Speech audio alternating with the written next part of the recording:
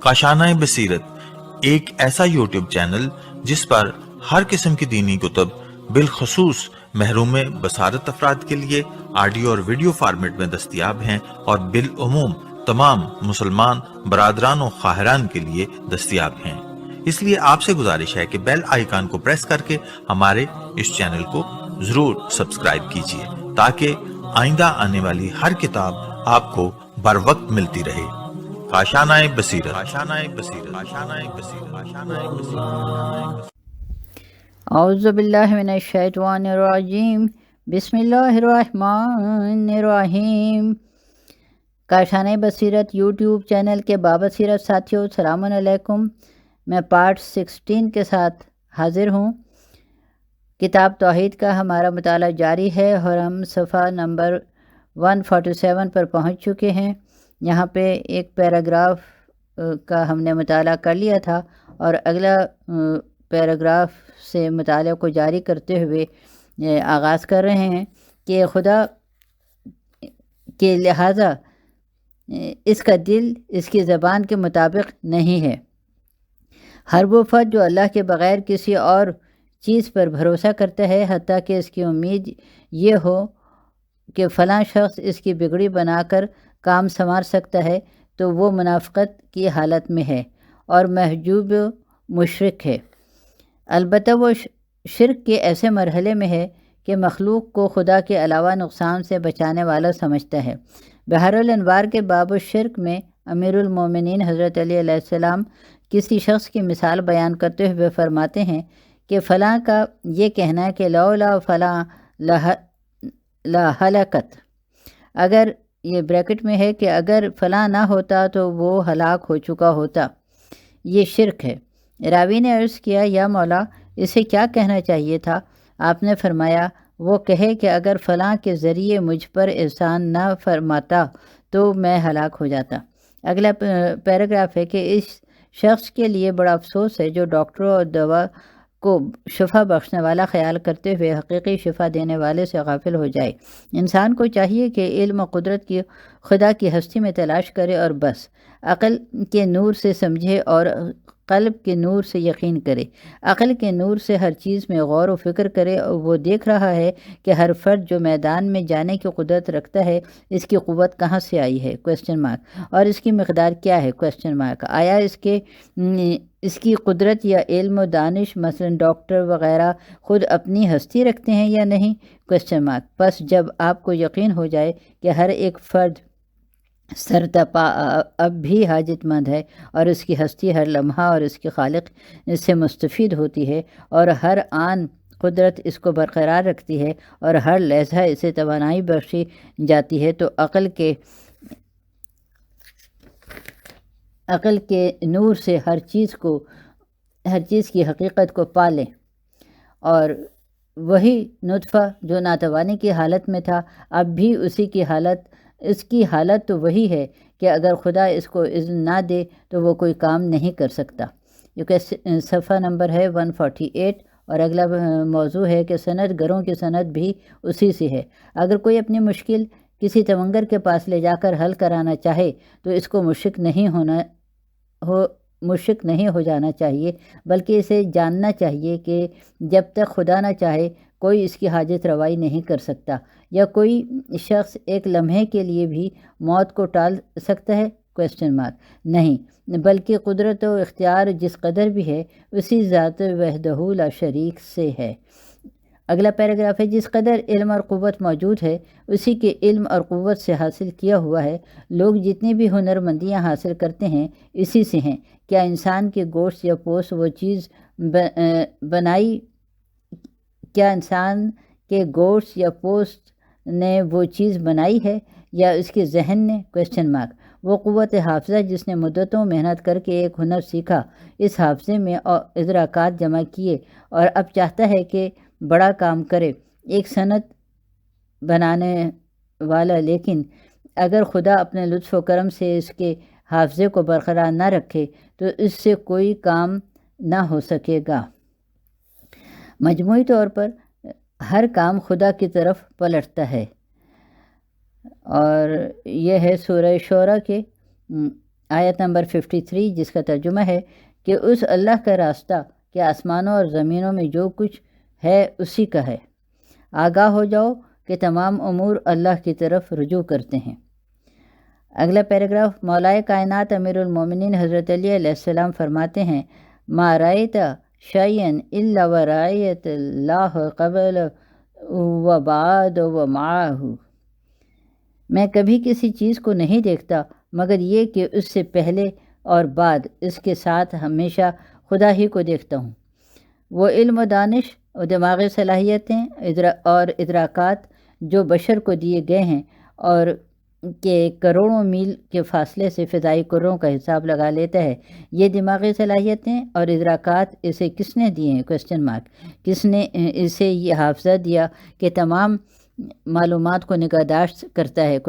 بشر کے اختیار میں یہ برقی قوت دے دی، یہ کس کی ایجاد ہے؟ انسان کو علم و قدرت میں دریافت کرنے کی قوت ہے جو اللہ نے اسے عطا کی ہے، ورنہ بذات خود یہ تو وہی نطفہ ناتواں اور مشت خاکی ہی ہے جس کے بارے میں پہلے عرض کیا جا چکا ہے۔ صفحہ نمبر ہے 149۔ اگلا پیراگراف ہے، توحید صفاتی کی جستجو کے لیے تزکیہ نفس کے ذریعے حجابات کو برطرف کر کے ہی کوئی قدم اٹھانا چاہیے، یہاں تک کہ لا حول ولا قوت الا باللہ کے معنی یعنی بہشت کی کنجی اس کے ہاتھ میں ہے۔ اگر انسان سچا موحد ہو جائے تو اس کو دل کی حقیقی مسرت اور تسلیم اور رضا نصیب ہو جائے، اسی لیے کہ یہ دل جب غیر خدا سے منہ موڑ لیتا ہے تو وہ دائمی اور ابدی مسرت سے ہمکنار ہو جاتا ہے، پھر وہ مزید کسی فقر و فاقے میں گرفتار ہونے اور مستقبل کے خوف سے بالاتر ہو جاتا ہے۔ اور پھر سورہ یونس کی آیت نمبر 62 کا ترجمہ کہ آگاہ ہو جاؤ کہ اللہ کے دوستوں پر نہ کوئی خوف ہے اور نہ رنج و ملال۔ اگلا پیراگراف ہے، یہ اس لیے ہے کہ ان میں یہ حقیقت ظاہر ہو چکی ہے کہ هو الغنی الحمید، غنی مطلق فقط خدا ہے، اور ہر وہ انسان تونگر ہے جسے خدا تونگری دے دے، اس لیے کہ عزیز مطلق بھی فقط خدا ہی ہے، اور وہ مومنین جنہیں خدا نے عزت سے نوازا ہے وہ بھی عزت والے ہیں، لیکن وہ لوگ جو عزت اغیار کی چوکھٹ پر تلاش کرتے ہیں وہ منافق ہیں، کیونکہ ان کے زعم باطل میں مخلوق ہی ان کی بگڑی بنائے گی، جیسے کہ سورہ منافقین سے ظاہر ہوتا ہے۔ اس کی یہ آیت نمبر 8 کا ترجمہ ہے کہ ہم عزت والے ان ذلیل لوگوں کو نکال باہر کریں گے۔ یہاں پہ اس صفحے کا اختتام ہوتا ہے اور ہم اب صفحہ نمبر 150 پر پہنچ چکے ہیں، اور یہاں پہ موضوع ہے کہ خوف کے بجائے ان کا ایمان مزید بڑھ جاتا ہے۔ موحد مزید کسی چیز سے ڈرتا نہیں، جیسا کہ سورہ آل عمران کی آیت نمبر 173 پر ہم غور کریں تو اس کا ترجمہ ہے کہ وہ لوگ کہ جن کے پاس آنے والے لوگوں نے کہا یقیناً لوگ تمہارے خلاف جمع ہو چکے ہیں پس تم ان سے بچو، تو جواباً انہوں نے کہا کہ ہمیں اللہ کافی ہے اور وہی بہترین کارساز ہے۔ اگلا پیراگراف ہے کہ انہوں نے تو مومنین کو خوف دلایا تھا لیکن ان کا ایمان کمزور ہونے کے بجائے اور مضبوط ہو گیا، لہٰذا انہوں نے جواب دیا کہ اللہ ہی کافی ہے اور وہی بہترین کارساز ہے۔ مثلا ہمارے زمانے میں لوگ ڈرایا کرتے تھے کہ امریکہ اپنے حواریوں کی مدد سے ایسا منظم حملہ کرے گا کہ اقتصادی محاصرے میں لے کر ہمیں مفلوج اور تنہا کر دے گا، گویا ہم ان ناسمجھ لوگوں کی زبان میں بند گلی میں پھنس جائیں گے۔ مومنین کو خوف دلایا کرتے تھے کہ مگر پیروان حضرت امام نہ ڈرے اور کہا کہ ہمیں اللہ ہی کافی ہے اور طاقت فقط اللہ کی قدرت ہے۔ جو کچھ بھی ان طاغوتیوں کے پاس نظر آتا ہے وہ عارضی طور پر اللہ کا عطا کرتا ہے، جب تک اللہ چاہے اور جس قدر اللہ چاہے، حق کی مشیت اور اذن کے مطابق یہ مؤثر رہے گا، اس کے بعد فنا ہو جائے گا۔ اگلا پیراگراف آیہ مبارکہ میں اس کے بعد توحید اور توکل بر خدا کے نتیجے کا ذکر کرتے ہوئے فرمایا کہ یہ ترجمہ ہے کہ پس وہ لوگ اللہ کی نعمت اور فضل سے ایسے منقلب ہوئے کہ انہیں کوئی نقصان نہ پہنچا، نیز انہوں نے رضائے الہی کی اتباع کی، اور اللہ تو عظیم فضل کا مالک ہے۔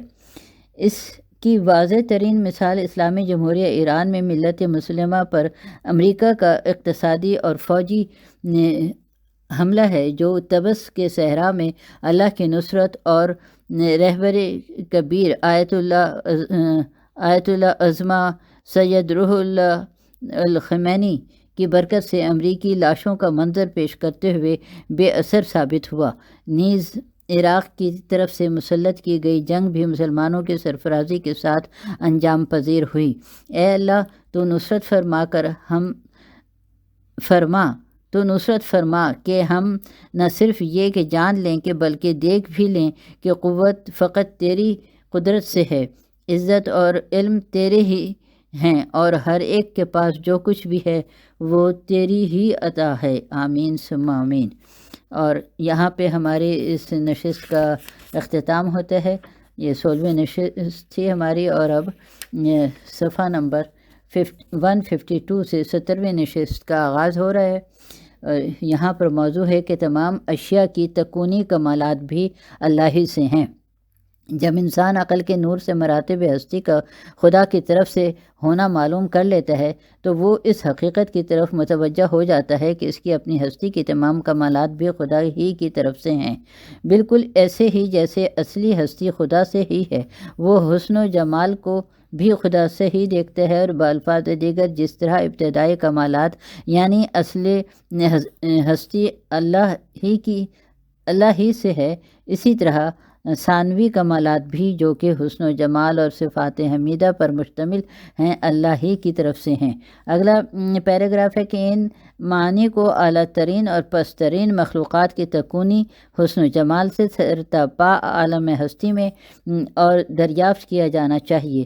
ہر ایک مخلوق لطف و جمال اور حسن و کمال سے آراستہ ہے، اور اسے خالق کائنات کی طرف سے عطا ہوا ہے۔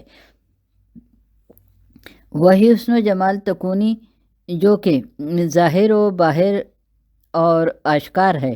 اور اگلا پیراگراف ہے کہ مثال کے طور پر بنی نوع انسان میں چہرے کی بناوٹ خد و خال اور شکل و صورت اللہ کی طرف سے ہے، اس کا حسن و جمال زیبائی اور دلربائی بھی ہے اسی شکل و صورت بنانے والے کی طرف سے ہے۔ لہذا تعریف اور حمد و ثنا بھی اللہ تبارک و تعالیٰ کے لیے ہے، نہ کہ اس ظاہری جسمانی پیکر کی۔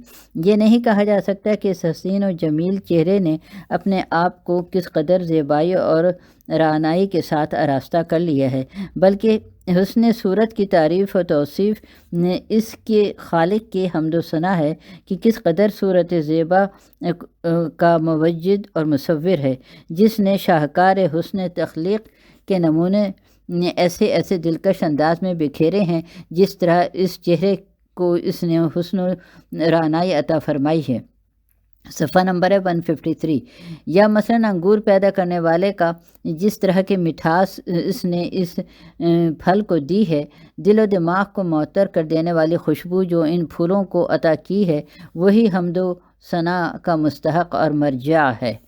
اگلا پیراگراف ہے کہ سورہ ہجر کی 21ویں آیت میں فرمایا گیا ہے کہ اور کوئی شے ایسی نہیں جس کے خزانے ہمارے پاس، اور یہ بریکٹ میں ہے، ہمارے پاس سے جاری نہ ہوں، اور ہم تو اس شے کو صرف مقررہ انداز سے ہی نازل کرتے ہیں۔ تو یہ سورہ حجر کی آیت نمبر 21 کا ترجمہ تھا۔ البتہ یہ آیت مجموعی طور پر تمام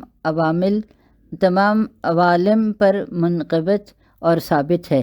دنیاوی موجودات میں اس کے مصادیق اور نمونے ہماری توجہ اس طرف مبذول کرواتے ہیں کہ ان کا اصل سرچشمہ خدا ہی سے ہے۔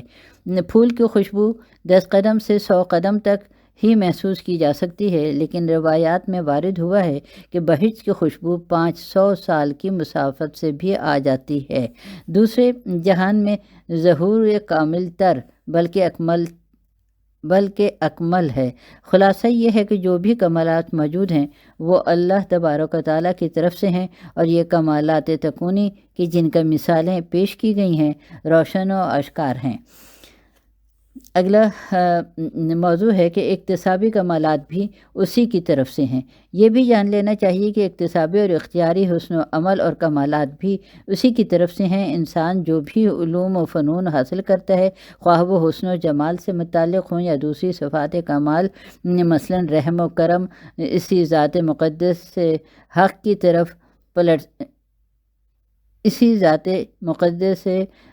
طرف پلٹتی ہیں۔ دانش جو انسانی کمال کی صورت میں ظاہر ہوتا ہے، اس نے محنت کی، غور و فکر کیا، دروس پڑھے اور علم حاصل کیا۔ کیا اس علم و فہم اور ادراک کے تمام اسباب اللہ تبارک و تعالیٰ کے علاوہ کسی اور کی طرف سے بھی ہیں؟ صفحہ نمبر ہے 154، اور یہاں پہ ہے کہ ہم دیکھتے ہیں کہ دو افراد مل کر دروس پڑھنا شروع کرتے ہیں، ایک آگے نکل جاتا ہے اور دوسرا پیچھے رہ جاتا ہے، کیونکہ پہلا فرد استعداد، شوق و فہم اور ادراک میں دوسرے سے برتر ہے۔ انسان کا کام یہ ہے کہ جو کچھ اسے خدا نے دیا ہے اس کو نئی ترتیب دے کر کام میں لائے اور ایک نئی چیز بنائے، جبکہ وہ ارادہ اور توفیق جس سے وہ نئی چیز بناتا ہے وہ بھی خدا ہی کی طرف سے ہے۔ جب انسان خود کو ایک صفت کمال کے لیے آمادہ کر لیتا ہے تو وہ صفت اس میں ظاہر ہوتی ہے۔ مثلا صفت رحم جو ہر شخص میں پیدا ہوتی ہے، یہ بھی خدا ہی کی طرف سے ہے۔ متفقہ روایات میں جناب رسول صلی اللہ علیہ وآلہ وسلم سے منقول ہے کہ یہ بحار الانوار سے لی گئی ہے، اس کے صفحہ نمبر جلد نمبر 8 اور صفحہ نمبر 44 سے۔ اس کا ترجمہ ہے کہ خدا بند تعالیٰ کی رحمت کے 100 حصے ہیں، جن میں سے ایک حصہ اس دنیا میں جاری کیا گیا ہے اور باقی 99 حصے آخرت کے لیے ذخیرہ کر دیے گئے ہیں۔ اس 100ویں حصے سے اس عالم میں ماں باپ، بہن بھائی اور بیٹے بیٹیوں میں رحمت کا ظہور ہوتا ہے۔ باقی ظہور ہوتا ہے ماں باپ کا رحم کرنا اور بچے سے محبت کرنا کیا ہے؟ کیا کسی نے یہ سب خود ایجاد کیا ہے؟ اگلا پیراگراف ہے، یہ تمام تر محنت اور مشقت جو بچوں کی پرورش میں والدین اٹھاتے ہیں، باوجود اس کے کہ مادری محبت اور پدری شفقت جو کسی تکلیف کو در خور اعتنا نہیں سمجھتی، وہ بھی اسی کی رحم کا پرتو ہے کہ جب بچہ رحم مادر میں قرار پکڑتا ہے تو اس کے والدین کی محبت ساتھ ہی عود کر آتی ہے۔ بشر کا اختیاری اور اکتسابی جمال و کمال بھی خدا ہی کی طرف سے ہے اور تمام امور اسی کی طرف پلٹائے جاتے ہیں۔ اور پھر یہ سورہ ہود کی آیت نمبر 123 کا ترجمہ ہے کہ آسمانوں اور زمینوں کے خفیہ اسرار اور رموز اللہ کے پاس ہیں، تمام امور اسی کی طرف لوٹتے ہیں، اسی کی پرستش کرو اور اس پہ توکل کرو، اور جو کچھ تم کرتے ہو تمہارا پروردگار اس سے غافل نہیں ہے۔ یہ صفحہ نمبر ہے 155۔ اگلا پیراگراف ہے کہ آدمی اپنے ہاتھ سے اللہ کی راہ میں خرچ کرتا ہے تو اس کی تاثیر اور نتیجہ سخاوت اور جود و کرم اس انفاق کے نتائج اور اثرات میں سے ہیں۔ انہی صدقات اور انفاق کے عمل کو بار بار دہرانے سے ایک مہارت کمال اور ملکہ وجود میں آتا ہے۔ یہ تمام وسائل کس کے ہیں؟ کیا خدا کے علاوہ بھی اس کا کوئی مالک ہے؟ یہ ہاتھ خدا کے ہیں اور قدرت بھی خدا ہی کی ہے، وہی اور قدرت بھی خدا ہی نے دی، اور وہ دولت جس کو ہم اس کے راستے میں خرچ کیا وہ بھی خدا ہی کی ہے۔ فقط ایک چیز جو انسان کے پاس ہے وہ ارادہ ہے، جس کو نیک نیتی سے مضبوط کر کے عمل انجام دیتا ہے اور کمال پا جاتا ہے۔ اگلا پیراگراف ہے، بنابراً اس ہر ایک حسن و جمال جو مخلوق میں ظہور پذیر ہے، حتیٰ کہ حسن عمل، علم و ہنر اور وہ تمام کمالات جو جمال اختیاری کہلاتے ہیں، وہ بھی خدا ہی کی طرف سے ہیں۔ پس تمام تر ستائش اور حمد کا اہل فقط پروردگار عالم ہے۔ اگلا موضوع ہے کہ اللہ کے سوا کوئی مستقلاً حمد کا اہل نہیں ہے۔ سورہ مبارکہ الحمد میں فرمایا گیا ہے کہ الف لام استغراق یا جنس ہے، یہ اس لحاظ سے کہ الف لام کے ساتھ محلاً مستند علیہ مفید حصر ہے، اور بعد میں لام بھی لام اختصاص ہے، یعنی لا یستحق الحمد الا اللہ۔ مجموعی طور پر تمام حمد کیے گئے افراد کی ثنا عرش سے لے کر فرش تک اور کہکشاں سے ذرے تک کوئی ایک مخلوق بھی استحقاق حمد و ثنا نہیں رکھتی۔ ہر ایک جمال و کمال جو سزاوار حمد و ثنا ہے، اس میں ممدوح ظاہری کے بجائے فقط پروردگار عالم میں حقیقی حمد و ثنا کا استحقاق رکھتا ہے، اس لیے کہ کوئی شے اپنے کسی کمال کی مستقل ملکیت اور اہلیت نہیں رکھتی، بلکہ ہر ایک شے اللہ تعالیٰ کی ملکیت میں ہے۔ صفحہ نمبر 156۔ اصول کافی کی ایک روایت میں ملتا ہے کہ جب حضرت امام جعفر صادق علیہ السلام کا ایک خچر گم ہو گیا تو آپ نے فرمایا، یہ اس کا ترجمہ ہے کہ اگر اللہ تعالیٰ نے وہ مجھے واپس لوٹا دیا تو میں اس کی ایسی حمد کروں گا جو اسے خوش کر دے گی، اور اس کی تمام تر تعریفوں اور حمد کے ساتھ اسے راضی کر دوں گا۔ یہ بحار الانوار 11 کے صفحہ 83 سے لیا گیا ہے۔ اور اگلا پیراگراف ہے کہ کافی عرصہ گزرنے کے بعد لوگوں نے خچر کو ڈھونڈ نکالا اور آپ کی خدمت میں پیش کر دیا۔ جب آپ اس پر سوار ہوئے تو فرمایا الحمدللہ۔ اسی روایت کے اختتام میں ہے کہ فرمایا کہ میں نے اللہ کی حمد کی اس کی تمام تر تعریفوں کے ساتھ۔ اگلا پیراگراف ہے، چونکہ ہر خیر و برکت ایک ایسی شے سے ہے جو خدا کی طرف سے، اسی لیے جہاں کہیں بھی حمد و ثنا ہوگی وہ اسی کی طرف پلٹ جائے گی۔ اسی روایت میں وہ افراد جنہوں نے خچر کو تلاش کرنے کے لیے دوڑ دھوپ کی اور اسے ڈھونڈ نکالا وہ بھی قابل ستائش ہیں، لیکن حمد و مدح فقط ہستی وحدہ لا شریک کو سزاوار ہے کہ جس نے یہ تمام اسباب قرار دیے، سمجھ بوجھ دی کہ وہ لوگ خچر کے پیچھے گئے اور ان کی توانائی دی، نیز ان کی وہ قوت جس کے ساتھ وہ حیوان پر مسلط ہو گئے اور وہ ان کا مطیع ہو گیا، پس حمد بھی اسی کی ہے۔ اگلا پیراگراف ہے کہ الحمد میں لام اختصاص کے لیے ہے۔ الحمد یعنی جن سے حمد مختص ہے خدا کے لیے نہ کہ مخلوق کے لیے، کیونکہ غیر از خدا ہر ایک کی ہستی اللہ کے ہاتھ میں ہے، کجا یہ کہ غیر خدا کے لیے ہستی اور شان ہو۔ اگلا صفحہ ہے 157، اور یہاں پر موضوع ہے کہ خوش آمدیوں کے منہ میں خاک۔ مخلوق کی ثنا یعنی ان کا مستقل حق سمجھتے ہوئے تعریف کرنا غلط ہے، جیسا کہ ہم اشارہ کر چکے ہیں کہ جیسا کہ کسی نے علم حاصل کیا نہ ہو اور آپ اس کی اس طرح تعریف کریں کہ اور کوئی اس میں شامل نہ ہو، حالانکہ علیم میں مطلق فقط خدا ہے اور تمام علوم اسی کی طرف ہی پلٹتے ہیں، حتیٰ کہ حضرت محمد صلی اللہ علیہ وآلہ وسلم بھی خدا ہی کی طرف سے تعلیم دے کر بھیجے گئے ہیں، خدا نے ہی انہیں علم دیا ہے۔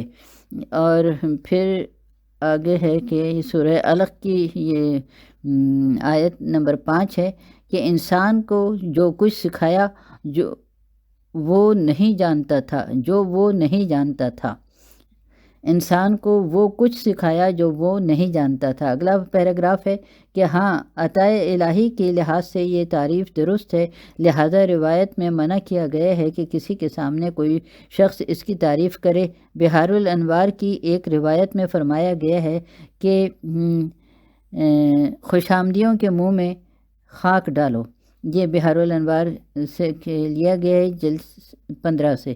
وہ لوگ جو بادشاہوں اور حکمرانوں کی تعریف و توصیف میں شاعری کرتے ہیں، ان سے پوچھا جائے گا کہ یہ کون ہیں جس کی مدح سرائی کرتے ہو۔ عموماً مدح سرائی بھی ایسے اہل افراد کی جو کسی تعریف کے اہل ہی نہیں ہوتے۔ اگلا پیراگراف ہے کہ نہج البلاغہ کے خطبہ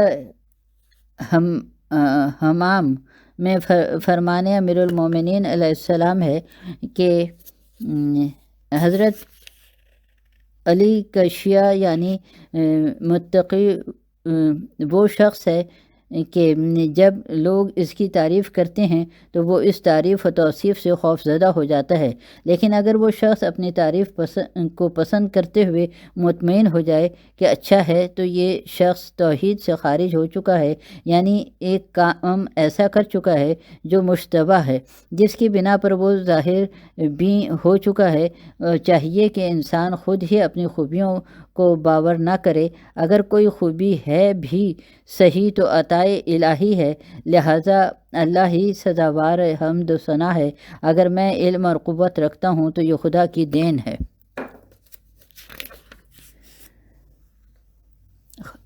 مقرر عرض کیا جا چکا ہے کہ اگر خدا نہ کرے کوئی بیماری لاحق ہو جائے اور اس کا حافظہ ہی چھن جائے، حتیٰ کہ نوبت یہاں تک آن پہنچے کہ وہ اپنے گھر کا راستہ بھی تلاش نہ کر سکے اور نہ ہی اپنے اولاد کو پہچان سکے، تو معلوم ہو جائے گا کہ علم اس کا ذاتی کمال نہیں بلکہ کسی کی عطا ہے۔ ایسی ہی ایک مثال ہمارے مشاہدے میں آ چکی ہے کہ مرحوم 50 سال اپنی اولاد میں رہا، خود ہی ان کے نام رکھے، لیکن اچانک یادداشت کھو بیٹھا، ہر کوشش کے باوجود بچوں کے نام یاد نہیں آتے، جب حافظہ ہی نہ رہا تو سب ہیچ ہے۔ اگلا موضوع ہے، بلکہ ہم اس اپنے آڈیو کا اختتام یہیں پہ کرتے ہیں اور اگلا موضوع انشاءاللہ اگلے آڈیو میں بیان کروں گی۔ اللہ حافظ۔